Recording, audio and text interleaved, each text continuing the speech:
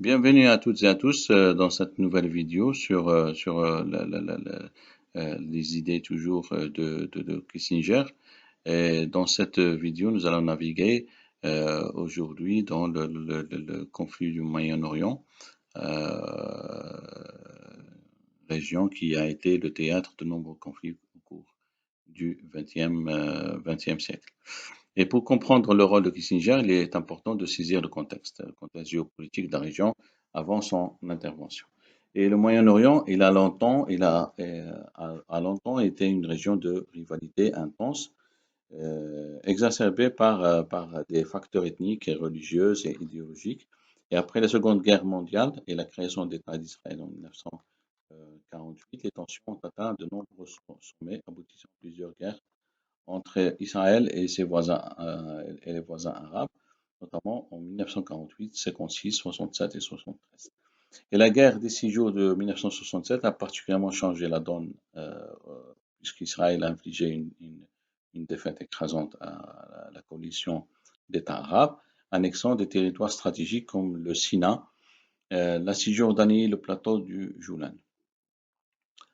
Et cette victoire a provoqué une profonde humiliation dans le monde arabe et a alimenté un ressentiment durable contre Israël et ses alliés, notamment les États-Unis.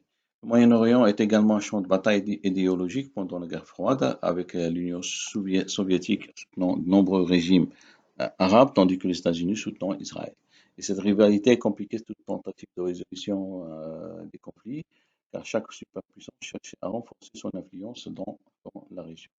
Le rôle de Kissinger au Moyen-Orient a véritablement pris son essor lors de la guerre du Yom Kippour en octobre 1973. Et cette guerre a commencé lorsque l'Égypte et la Syrie ont lancé une attaque surprise contre Israël le jour de la fête juive du Yom Kippour, cherchant à récupérer les territoires perdus en 1967.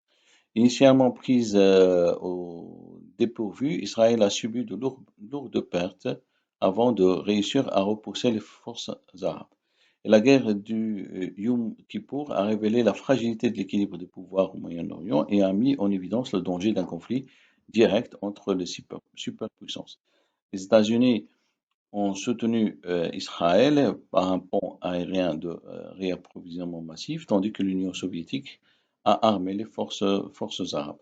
Le risque d'une confrontation américano-soviétique a incité Kissinger à agir rapidement pour désamorcer la situation. Kissinger, alors secrétaire d'État, a vu dans cette crise une opportunité de redéfinir l'ordre régional et de renforcer la position américaine au Moyen-Orient. Sa stratégie a reposé sur deux piliers: le rétablissement du cessez-le-feu et l'ouverture de négociations directes entre les belligérants, et sous l'égide, bien entendu, sous l'égide des États-Unis. Il croyait qu'une paix durable ne pourrait être obtenue qu'en répondant aux aspirations légitimes des États arabes, tout en garantissant la sécurité d'Israël. La guerre du Yom Kippour a également eu des conséquences économiques mondiales, avec l'embargo pétrolier imposé par l'Organisation des pays exportateurs de pétrole contre les pays soutenant Israël, provoquant une crise énergétique majeure. Et Kissinger comprenait que la résolution du conflit au Moyen-Orient était essentielle non seulement pour la paix régionale, mais aussi pour la stabilité économique mondiale. L'une des contributions les plus significatives de Kissinger à la diplomatie mondiale a été l'introduction de la diplomatie de la navette au Moyen-Orient. Et donc, confronté à la méfiance profonde entre les parties en conflit, Kissinger a entrepris de voyages sans relâche entre les capitales des pays impliqués, négociant des accords bilatéraux et établissant des relations de confiance avec les dirigeants régionaux. Kissinger a utilisé cette approche pour obtenir des accords de désengagement militaire entre Israël, l'Égypte et la Syrie.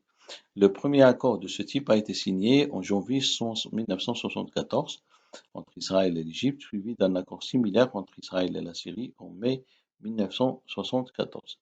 Et ces accords prévoyaient le retrait des forces israéliennes de certaines zones occupées en échange de garanties de sécurité pour Israël, et ont permis de stabiliser les frontières et réduire les tensions, ouvrant la voie à des discussions plus larges sur un règlement permanent. Alors, la diplomatie de la navette de Kissinger reposait sur plusieurs principes clés: l'engagement direct et personnel, c'est-à-dire que Kissinger croyait que la diplomatie efficace nécessitait un engagement direct et personnel avec les dirigeants.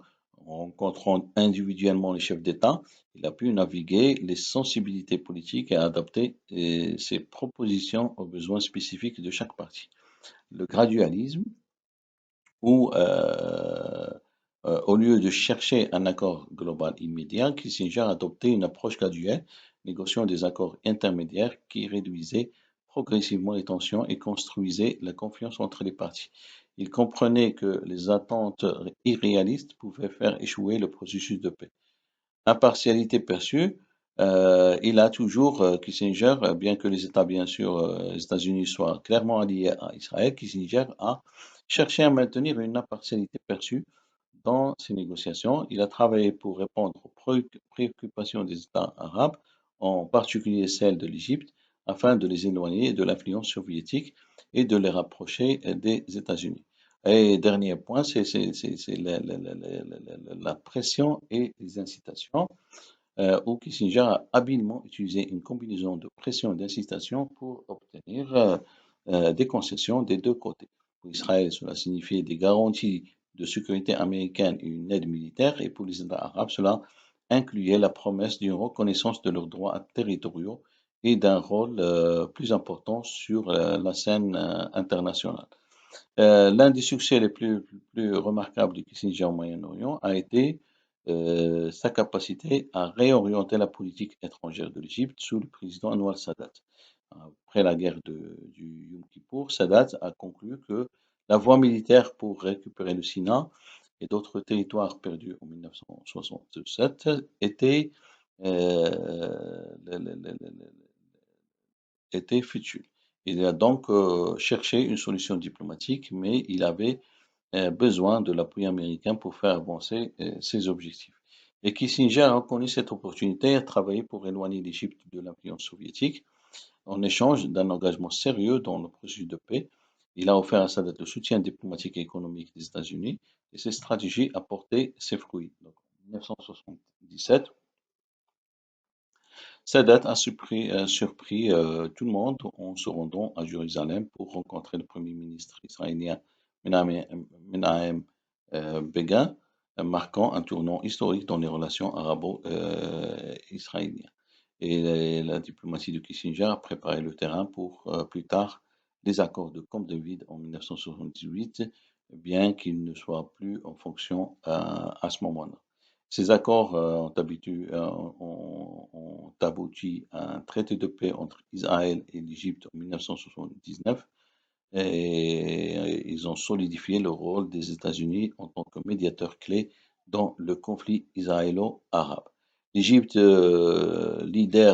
autrefois leader de la cause panarabe contre Israël, est devenue un allié stratégique des États-Unis, bouleversant l'équilibre des pouvoirs au Moyen-Orient, et ce réalignement a également affaibli l'influence soviétique dans la région, un objectif clé de la politique de Kissinger. L'héritage de Kissinger au Moyen-Orient est complexe et continue de susciter des débats. Donc, d'un côté, il est largement reconnu pour avoir stabilisé la région après la guerre du Yom Kippour et pour avoir ouvert la voie à des accords historiques comme ceux de Camp David. Mais son approche pragmatique et sa diplomatie de la navette ont démontré que même les conflits les plus enracinés pouvaient être atténués par un engagement soutenu et stratégique. Mais cependant, bien sûr, l'accent mis par Kissinger sur la stabilité à court terme plutôt que sur des solutions durables a également laissé des problèmes non résolus qui continuent de hanter la région, et principalement la question palestinienne en particulier, qui reste un point de discorde majeur et la diplomatie Kissinger est souvent critiquée pour avoir ignoré ou minimisé ce problème. Et cette omission a contribué à la persistance du conflit israélo-palestinien et à la radicalisation de certains segments de la population arabe. En plus de ça, le soutien de Kissinger et sa diplomatie, ils ont certainement apporté ces bénéfices immédiats, Ils ont également contribué à des dynamiques qui ont peut-être déstabilisé encore la région à long terme. Cependant, bien sûr, la vision stratégique de Kissinger, il a transformé le Moyen-Orient en réorientant l'Égypte vers l'Occident, en consolidant l'alliance américano-israélienne et en affaiblissant l'influence soviétique. Il a un petit peu redéfini les contours géopolitiques de la région pour des décennies. Et ces efforts montrent la puissance de la diplomatie, mais aussi les limites du pragmatisme lorsqu'il est déconnecté des aspirations des peuples. Voilà, donc dans cette vidéo, nous avons exploré la diplomatie de la navette de Kissinger, ses réussites et ses limites, ainsi que l'héritage complexe de son intervention au Moyen-Orient.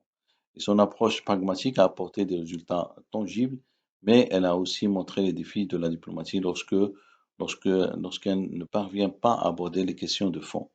Et l'histoire de Kissinger au Moyen-Orient nous rappelle que la paix durable nécessite non seulement des accords politiques, mais aussi une reconnaissance des aspirations des peuples. Merci pour votre attention. Assurez-vous de vous abonner pour ne rien manquer de cette série dédiée à l'une des figures les plus influentes de la diplomatie moderne.